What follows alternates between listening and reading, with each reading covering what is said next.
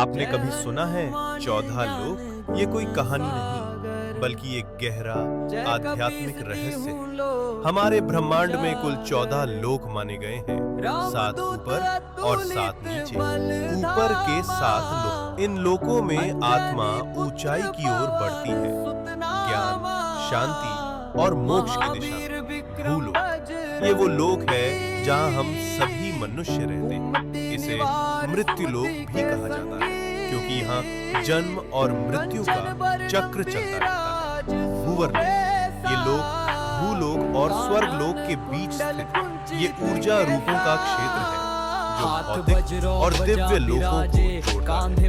स्वर्ग, देवताओं का लोक, जहाँ इंद्र और अन्य देवता निवास करते हैं। अच्छे कर्म करने वालों को मृत्यु के बाद इसी लोक में स्थान मिलता है, जहाँ सुख, संपत्ति और आनंद की अनुभूति होती है। महरलोक, ये दिव्य ऋषियों, तपस्वियों और महान आत्माओं का निवास स्थान है, जहाँ वशिष्ठ और विश्वामित्र जैसे महान ऋषि तपस्या करते हैं।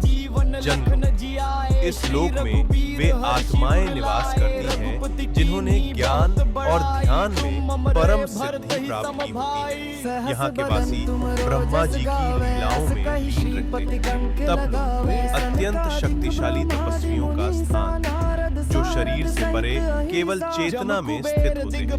ब्रह्मलोक, यह है अंतिम लक्ष्य है, जहाँ केवल सत्य है, मोक्ष है और ईश्वर का साक्षात्कार होता है। इन ऊर्ध्व लोकों में आत्मा का जाना मतलब है धीरे धीरे शुद्ध और जागरूक होना। अब बात करते हैं नीचे के 7 लोकों की। यहाँ भोग, मोह और भ्रम ज्यादा होता है।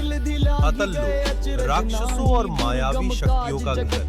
वितल लोक, जहाँ कामनाएं और भोग हावी रहते हैं। सुतल लोक, राजा बलि का लोक, वे दानवीर थे, लेकिन उनमें अहंकार भी था। रसातल लोक, जहाँ भ्रम, लालच और अज्ञान का घना अंधेरा है। तालातल लोक, छल, धोखा और झूठ से भरा हुआ लोक। महातल लोक, जहाँ अंधकार और अहंकार का बोलबाला। पाताल लोक, सबसे नीचे का तामसिक ऊर्जा और इच्छाओं का केंद्र। लेकिन इन सब का मतलब सिर्फ बाहरी दुनिया नहीं है।